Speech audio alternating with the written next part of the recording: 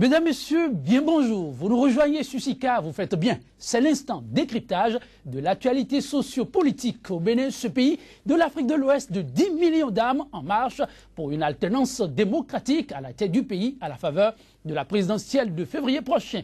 L'actualité ces dernières heures au pays du célèbre roi Béhanzin est marquée par une sortie pour le moins fracassante du député de la majorité présidentielle, Rachidi Gbadamassi. Une sortie qui, selon toute vraisemblance, apparaît comme une foudre sur la maison FCBE, formation politique au pouvoir. La réaction de l'exécutif ne s'est pas fait attendre. À peine l'opinion publique a-t-elle eu l'occasion de s'approprier le contenu du gouvernement, du communiqué du gouvernement, que le député de la 8e circonscription électorale, Rachidi Gbadamassi, monte à nouveau au créneau pour dénoncer ce qu'il qualifie, je cite, d'entorse à la manifestation de la vérité. La substance de cette nouvelle sortie médiatique, vous la suivrez dans la seconde partie de cette émission. Mais en attendant, nous allons apprécier dans la tribune libre de ce jour ce que d'aucuns qualifient déjà de passe d'armes entre Rachidi Gbadamassi et la grande famille FCBE. Notre dossier du jour portera sur le dossier ô combien sensible UCC Services qui refait surface à la faveur du dernier Conseil des ministres. Le gouvernement a décidé d'encadrer les structures en vue du remboursement des déposants, remboursement des spoliés du dossier UCC Services. Engagement sérieux ou simple promesse à la manière de la présidentielle de 2011. On se le rappelle comme si c'était hier. Nous en parlerons dans quelques minutes avec Jacques Ayadi, observateur averti de la vie sociopolitique du Bénin et président du MARIB, le mouvement ad hoc pour la réhabilitation de l'image du Bénin. Mais avant, l'instant revue des titres des journaux, ce sera juste après ceci. Joannès Towanou, bonjour. Joël dit bonjour, amis téléspectateurs, bonjour. Pour vous, il y a eu du nouveau à travers les journaux dans leur parution du jour. Que retenez déjà? Eh bien, la parution dans les journaux ce matin est en droite ligne avec votre introduction. Joël Lieton dit, vous n'êtes pas sans savoir que la sortie de l'honorable Rachidi Gbadamassi et de tous ceux qui tournent autour le communiqué du gouvernement, voilà ce qui alimente en grande partie les unes de la presse. Nous allons démarrer avec Actu Express qui affiche donc en manchette soutien inconditionnel dans la perspective des présidentielles de 2016, Gbadamassi, Chanou et Fikara sous le charme de Sébastien à Javon. Et puis, pré-campagne des présidentielles de 2016, toujours avec Actu Express, Alcrer en appelle au respect du code électoral. Désignation du candidat des Réservés aux présidentielles de 2016, les idoines mises au point de la renaissance du Bénin. La montagne, à présent, prière musulmane à la place Idi à Agbokou. Abdoulaye Biochane séduit l'électorat de Porto Novo. La source de l'information engagée dans la course pour la magistrature suprême, les éléments détonateurs du oui de Sébastien Germain à Javon, les axes stratégiques du développement de l'homme de Jeffa. Et puis élection présidentielle de 2016, toujours avec la source, le dépôt de candidature à la Sénat fixé au 9 janvier proche. Le communiqué de la Sénat à cet effet, c'est dans les colonnes de la source. La tribune de la capitale, la présent présidentielle de février 2016, Pascal Irénée Koupaki propose une transition à Boni Yahi. Et puis il y a la découverte d'un présidentiable dans les colonnes de la tribune de la capitale à Javon Sébastien Germain, où l'histoire d'un homme programmé pour aider. Toujours avec la tribune de la capitale présidentielle 2016, la Sénat communique les pièces du dossier de candidature. Le matin, financement de 823 projets culturels pour la DEFAC en 2015, 3 milliards de francs CFA dépensés sans impact. Toujours avec le matin, amalgame autour d'un document demandant le report de la présidentielle, Pascal Irénée Koupaki pour une transition post-électorale. Et puis soutien des faux Réservés au présidentiable 2016, la RB dénonce les usurpateurs et rassure. Le pays émergent à environ 6 mois passés à la tête de la municipalité de Parakou. Le bilan du maire sous Radio Adamou Karimou teintée d'embellie financière. Croit savoir le pays émergent présidentiel du 28 février 2016. La Sénat annonce la date et les conditions de dépôt de candidature. Toujours avec le pays émergent, ralliement des députés Issa Salifou Saleh, Rachidi Gbadamassi au président du patronat. Dans le cadre de la présidentielle du 28 février 2016, Sébastien Ajavon frappe un grand coup. Sophia Tchanou et Saka Fikara aussi bientôt embarqués dans le navire. Ajavon Sébastien Germain, le potentiel à présent. Refus de Gbadamassi de soutenir le candidat de la mouvance Zissou, cuit à l'huile rouge. Le bélier de Parakou, traqué par des gorilles. Martin Assoba s'oppose que Gbadamassi soit livré à la vindicte populaire. Et puis audience à la présidence de la République, bientôt sans forage dans la commune de Glazoué. Toujours avec le potentiel élection présidentielle au Bénin, Sébastien Ajavon, le candidat qui fait l'unité. L'économiste, candidature de Sébastien Germain Ajavon au présidentiel de 2016, un oui sur fond de relance économique. Les 4 vérités, élection présidentielle 2016, dépôt des dossiers du 9 au 12 janvier. Voici les pièces à fournir par les candidats selon le président de la Sénat. Les pharaons, Janvier Yawedéou sur l'émission Zone Franche. Pourquoi le PRD doit soutenir Sébastien Ajavon? Adrien Roumbedi suivra-t-il la volonté de ses militants? S'interroge les pharaons. Et puis élection présidentielle de 2016, la Sénat enclenche le compte à rebours. Les pharaons s'intéressent aux femmes potentielles candidates à la présidentielle de 2016. Présidentielle de 2016 donc, quelle chance pour les candidatures féminines. L'investigateur supposé soutien du parti de la Renaissance du Bénin à des candidats. La direction exécutive rougit et remet les pendules à l'heure. Et pour finir, Joël Yetonji, le soleil levant.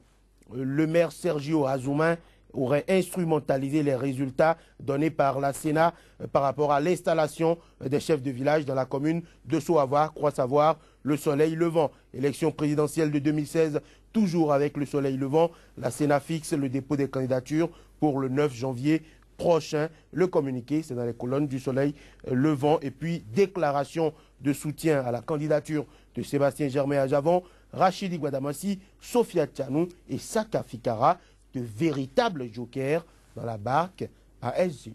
Et oui, des jokers ASG en compte de plus en plus. Merci à vous, Johannes Towanou. Dans une trentaine de minutes, mesdames, messieurs, nous aurons une deuxième présentation des titres des journaux. Mais à présent, nous allons retrouver la deuxième tribune, la deuxième partie de cette émission. Donc, c'est la tribune de ce jour. Le débat matinal consacré à l'analyse de l'actualité béninoise. C'est juste après cette bande annonce. Sika TV fait escale au Bénin. Pendant toute la période électorale, retrouvez désormais sur votre chaîne panafricaine un programme matinal dénommé 100% Bénin, exclusivement consacré à l'actualité sociopolitique au Bénin. Pendant 2 heures de temps, la politique, les questions de société et les grands dossiers de l'heure seront décryptés avec des éditorialistes, des professionnels des médias, des acteurs politiques et membres de la société civile. 100% Bénin sur Sika, c'est une fenêtre ouverte sur l'actualité au Bénin du lundi au vendredi de 7h à 9h, heure de Cotonou. 100% Bénin, c'est désormais sur Sika, le vrai visage de l'actualité en Afrique. 2 invités pour la tribune libre de ce jour, des invités qui ne sont plus à présenter. Médéric François Gongo, journaliste, éditorialiste et promoteur du quotidien béninois d'information Actu Express. Médéric François Gongo, bonjour. Bonjour Joël et bonjour amis téléspectateurs de Sika TV. En face de lui, Donklam Abalo, journaliste et directeur de la radio Soleil FM. Donklam Abalo, bonjour. Bonjour Joël, bonjour Médéric et bonjour à tous les téléspectateurs. Donklam Abalo, avec le communiqué du gouvernement d'ici Rachidi Gbadamassi, on veut inviter l'État français dans un débat qui n'est pas le sien. C'était aussi votre avis, parce que c'est ce communiqué que vous avez lu. Oui, j'ai lu ce communiqué avec beaucoup de douleur. beaucoup de douleur parce que je pensais que le gouvernement béninois avait compris qu'il ne fallait pas répondre à certaines provocations. Mais j'ai l'impression que lorsqu'on cherche le gouvernement béninois à certains endroits, on le trouve facilement. On connaît le mode de fonctionnement et ça n'arrange pas les choses dans un pays sérieux comme le nôtre.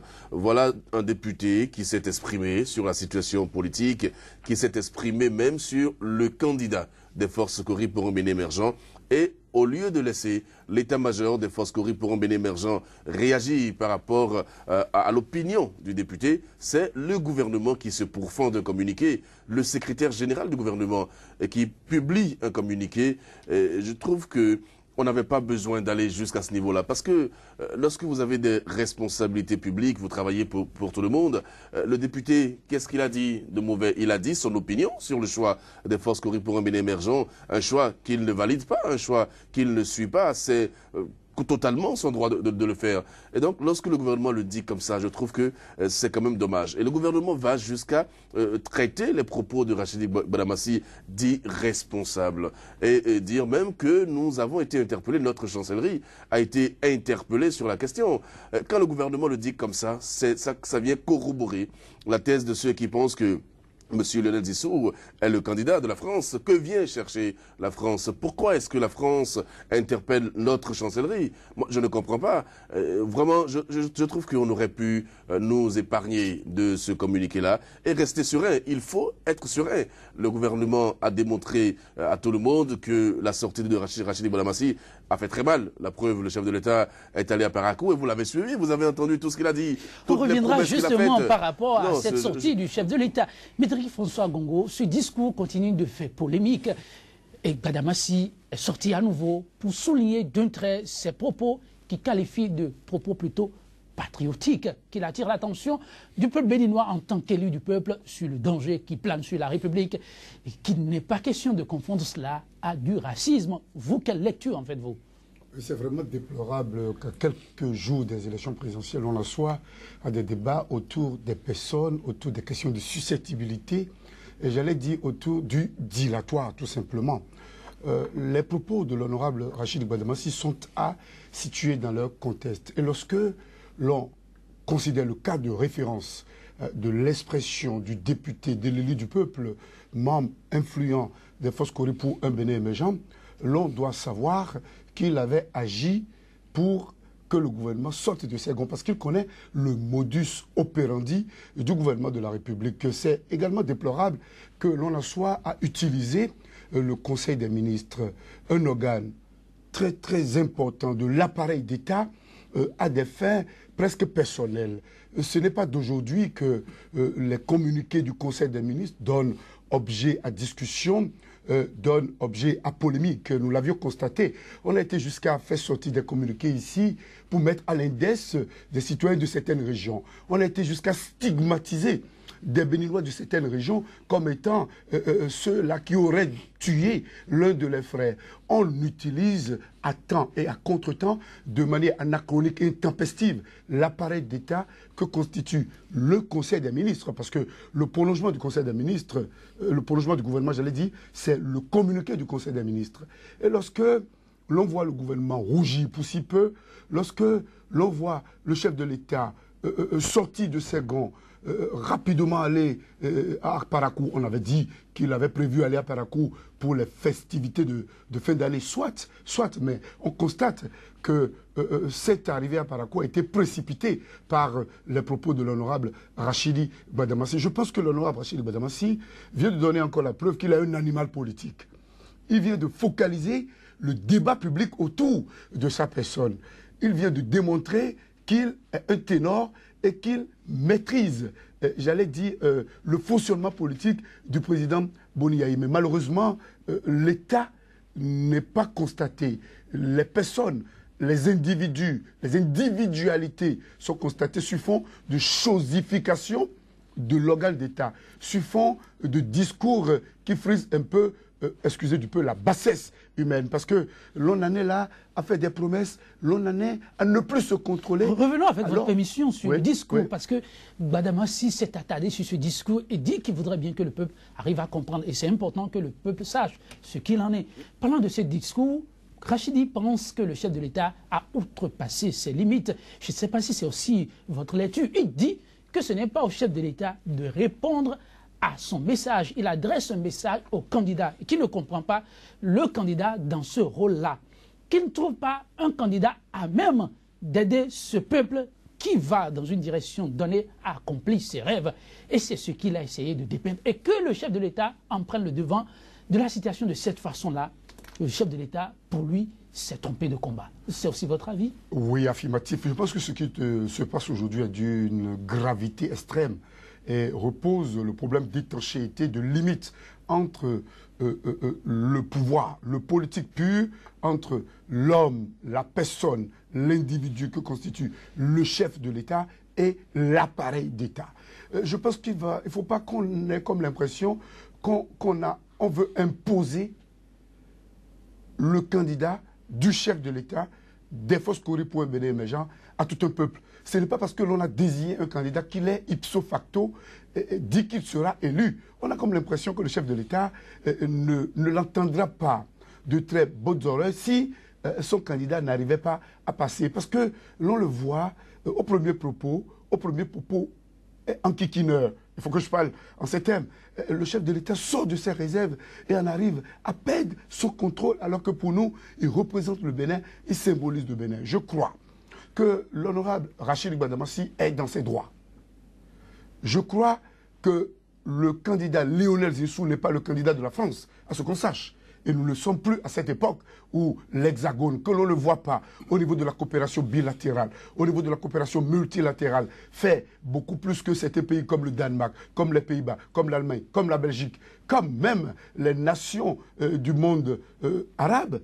On ne voit pas l'Hexagone. On ne voit pas l'Hexagone. On ne voit l'Hexagone que lorsque Bolloré doit avoir un marché. On ne voit l'Hexagone que lorsque Sodia Satom doit être là. On ne voit l'Hexagone, je veux parler de la France, que lorsqu'il s'agit de venir patrouiller dans nos zones pour donner la preuve que l'on maîtrise l'Afrique de l'Ouest à travers des navires de guerre. Je crois que là, il ne faut pas qu'on prenne des Béninois pour des bêtes. Il va falloir qu'on arrête rapidement la série pour amener le candidat Lionel Zinsou à monter son équipe de campagne, à mettre son équipe de campagne au travail, à permettre à son équipe de campagne de répondre aux préoccupations comme celles soulevées par le député Rachid Gbadamassi, qui ne cherche qu'à être rassuré que le candidat, à tort ou à raison, traité de colon de notre siècle, un Béninois quand même, reconnu comme tel, qui a eu à investir dans le pays depuis plus de 10 ans, nous a-t-on dit, mais qui vient par fracas, qui vient par intrusion, qui vient presque par infraction dans la scène politique pour bousculer les données. On a comme l'impression que l'on veut provoquer le peuple béninois. Et je pense que Rachid Gbadamassi n'est que la face cachée de l'iceberg. Il y a d'autres Rachid Gbadamassi qui couvrent et qui... En attendant de découvrir ces autres Rachid Gbadamassi, donc la Mabalo, le député de la 8e circonscription électorale fustige ce qu'il appelle d'amalgame de jeu. Le chef de l'État le qualifie de directeur de campagne de Lionel Zinsou et s'en désole. Mais est-ce qu'il n'exagère pas? Le chef d'État directeur de campagne? Mais non. Vous savez très bien vous-même qu'il n'exagère pas. Et le président de la République se comporte exactement comme le directeur de campagne de Lionel Zinsou, puisque ce qui a été dit ne concernait pas l'État béninois, ça ne concernait pas le gouvernement béninois, ça concernait le candidat Lionel Zinsou. Et donc le chef de l'État est émotif. Et je sais que ce mot avait été utilisé il y a quelques années par un candidat à la présidentielle, mais ça n'a pas été beaucoup apprécié, mais c'est ce qu'on remarque. On ne peut pas gérer un État sur des émotions. Ce n'est pas possible. Et donc, lorsque Rachid Gbadamassi dit que le président de la République est le directeur de campagne de Lionel Zinsou, il n'exagère pas. Moi, j'irais même jusqu'à dire que si Lionel Zinsou venait à être président du Bénin, vous comprendrez en même temps que nous sommes là à un 3e mandat du docteur Thomas Boniaï et qu'il n'est pas exclu que le président Boniaï devienne son premier ministre, ainsi de suite. Autrement dit, c'est la continuité de la gestion catastrophique de Boniaï. Ça, c'est clair, il faut pas se voiler la face. Alors, moi, je dis qu'il faut être serein. Il faut être serein parce que ce sont les soubresauts, les derniers soubresauts d'un agonisant. Nous sommes en fin de mandat, dans 2 mois, c'est terminé normalement. Et je comprends très bien que la sortie de Rachidi Badamassi ait créé un problème au niveau des forces Kori pour un bien émergent. Vous savez que ce n'est pas n'importe qui. Rachidi Badamassi, ce n'est pas n'importe qui. Je signe et je persiste, ce n'est pas n'importe qui. Et le président de la République sait très bien à qui il a affaire. Alors, lorsque nous avons quelqu'un comme Rachidi Badamassi dans la région septentrionale de notre pays, le candidat qu'il soutient peut avoir beaucoup d'espoir par rapport, n'est-ce pas, à la suite des événements. Parce que Rachidi, lorsqu'il gagne 100 francs, et ça c'est une petite anecdote, lorsqu'il gagne 100 francs, il dépense plus de 75 francs à Parakou. C'est-à-dire quoi? C'est-à-dire qu'il en arrive même à oublier sa propre personne au profit des populations de septentrion. Allez là-bas, on va vous le dire. Parlant du don de soi, on a vu le chef de l'État a fait presque œuvre utile aussi. Il a promis 3 milliards, ce qu'il paraîtrait. Et Rachidi Badamassi, au lieu d'applaudir cela, bon, c'est vrai qu'il a reconnu que c'est grand, mais il dit qu'il est au regret de constater qu'il a fallu qu'aujourd'hui lui soutienne Sébastien Adiavant pour que le chef de l'État fasse une descente comme cela. On doit en vouloir au chef de l'État. Il a applaudi ça, Rachidi Badamassi. Il a applaudi, mais il fustige le fait que ce soit après sa sortie. Non seulement il a applaudi ça, mais il a demandé au chef de l'État de débloquer également des fonds pour un projet que vous connaissez très bien. Tout à fait. Et donc, si Rachidi Badamassi n'avait pas effectué cette sortie, c'est vrai que... Pourquoi vous dites si le chef de l'État avait son agenda, l'argent n'était pas disponible à ce qu'il paraîtrait. Mais c'était une coïncidence. Hier, vous avez reçu ici le représentant du Mozébé. Qu'est-ce qu'il nous a dit? Le milliard qu'on a dégagé pour les Ébidians n'était prévu nulle part. C'était prévu où? Ce n'était pas prévu. Ce n'était pas prévu. Et donc, c'est vrai que dans un budget, il y a des imprévus. Mais les 3 milliards, c'est pourquoi?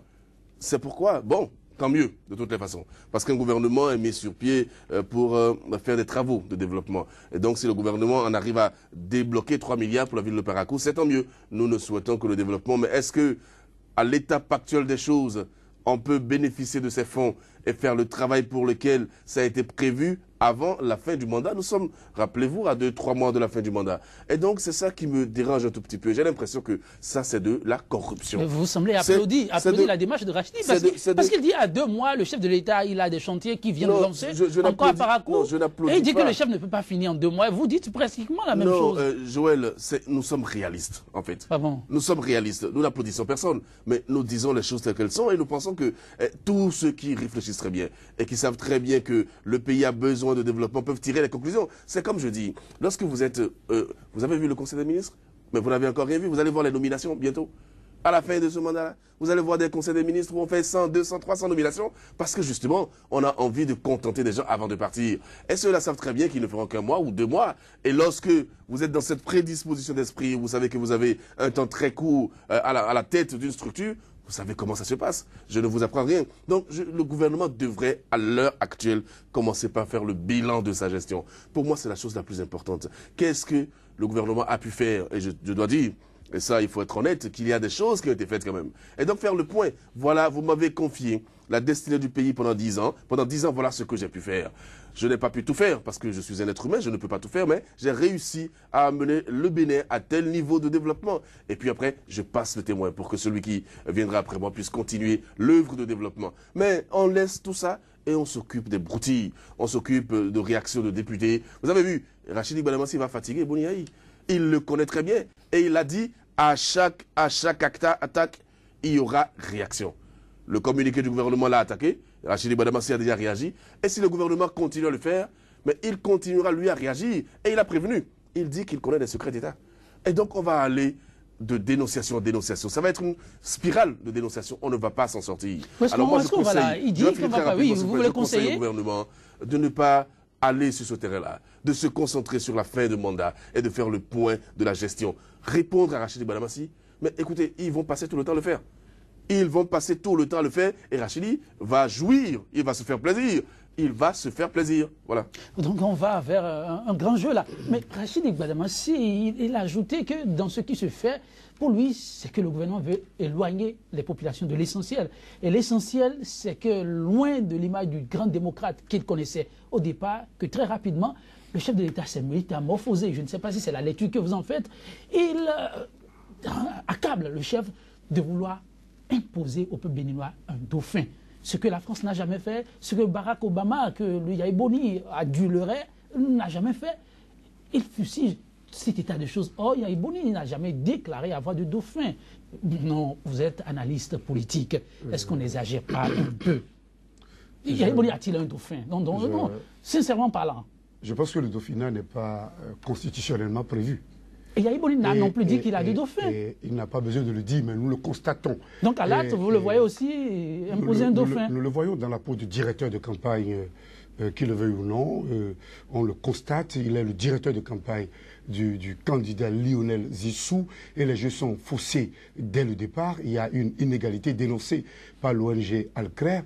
Je vois que le chef de l'État, dans la logique de la démythification du pouvoir d'État, a très vite fait du céder au populisme. Et du populisme, nous en sommes aujourd'hui à des élans relativement dictatoriaux. Là, le mot n'est pas faible, parce que normalement, l'arbre qui cache la forêt serait cette volonté du chef de l'État de répondre à tout et de tout venant. Puisque, comme les Rachidi Gbadamassi, d'autres fronts seront ouverts bientôt. Et le chef de l'État passera tout son temps à répondre aux Béninois qui auront des ressentiments légitimes et des ressentiments légaux. Le chef de l'État, tel, j'allais dire, un chien à qui l'on jette l'os, qui court derrière quelqu'un et à qui l'on jette l'os, je pense qu'il va s'occuper de l'os et laisser celui derrière qui court continuer son chemin. Je me refuse d'accepter et d'admettre qu'à 2 mois de la fin d'un mandat, ou quoi qu'on dise, des infrastructures ont été construites, ou quoi qu'on dise au niveau des finances publiques, il y a un travail d'assainissement qui a été fait. On nous a annoncé l'appurement de la dette intérieure au titre de l'année 2015. Il y a du travail qui est fait. Mais pourquoi veut-on noircir le tout petit peu de points positifs de ce gouvernement par des actes, des élans dictatoriaux? Moi, je ne dis pas que le chef de l'État est dictateur, mais ce sont des élans de dictateur. Maintenant, je pense que le député Rachidi Gbadamassi se positionne comme la véritable porte d'entrée politique de tous les candidats dans le septentrion.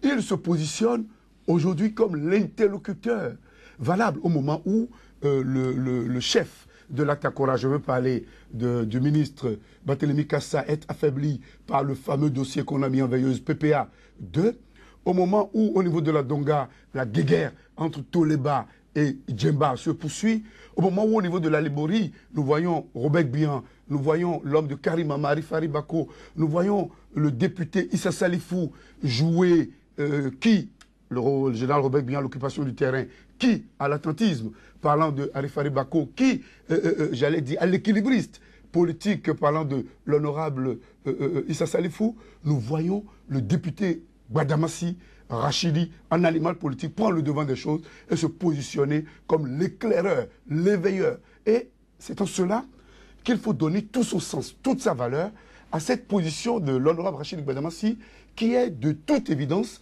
la sommation des positions, qui est de toute évidence l'ébauche de la plupart des opinions, des désirata des populations du septentrion. On peut tout dire. Ce soutien est un soutien de taille, c'est un soutien qui fait très très mal, qui dépasse l'os pour aller à la moelle épinière. Vraiment, vous avez entendu ce que j'ai entendu. Un soutien qui dépasse l'os pour aller à la moelle épinière. Là, vous donnez de l'insomnie à quelqu'un. Mais donc là, Mabalo, dans ce jeu-là et dans ce combat, est-ce que finalement, Yahya Boni, le chef de l'État, aux côtés de Lionel Zissou, en train de l'accompagner de cette façon, est-ce qu'il favorise vraiment les chances de réussite du candidat? Alors, la question n'est pas la mienne. Beaucoup commencent à s'interroger. Non, on doit s'interroger à juste titre. Et je crois que la fonction présidentielle, je pense qu'elle a été banalisée. Il faut maintenant donner de la valeur à la fonction présidentielle. Le président de la République devrait pouvoir être un fétiche. Et un fétiche ne sort pas n'importe comment, ne dit pas n'importe quoi, n'importe quand. On a été habitué à ça. Malheureusement, ça continue jusqu'à la fin du mandat. Et donc, il faut revaloriser la fonction présidentielle. Pour moi, c'est très important. Mais, monsieur Lionel Zissou, je ne sais pas si le soutien du président de la République n'est pas un soutien encombrant, parce que tous ceux qui veulent la rupture doivent comprendre désormais que le président, comme je l'avais déjà dit, utilise M. Lionel Zissou. J'ai l'impression que c'est un instrument au service de Boni Yayi qui veut continuer la gestion du pays. Alors, vu comme tel, ça va être compliqué, n'est-ce pas, pour ceux qui ont combattu le régime de soutenir Lionel Zissou. Et puis, Rachidi Gbadamassi jette le pavé dans la mare. Ce qu'il dit, écoutez-le, il est très théorique, il est très cohérent dans ce qu'il dit. Il y a une certaine cohérence et on ne peut pas imposer. Le chef de l'État qui parle même de système partisan est en train d'éprouver le système partisan parce que des personnalités politiques ne peuvent pas avoir combattu aux côtés du président de la République pendant plus d'une décennie pour que finalement on fasse débarquer quelqu'un. La question, elle est préoccupante, mesdames et messieurs, vous l'avez compris, ce sera tout pour la première partie de cette émission. Nous allons retrouver pour la seconde partie, mais avant, un détour au niveau de la rédaction de SICA pour voir ce qui s'y prépare. SICA TV fait escale au Bénin. Pendant toute la période électorale, retrouvez désormais sur votre chaîne panafricaine un programme matinal dénommé 100% Bénin, exclusivement consacré à l'actualité sociopolitique au Bénin. Pendant 2 heures de temps, la politique, les questions de société et les grands dossiers de l'heure seront décryptés avec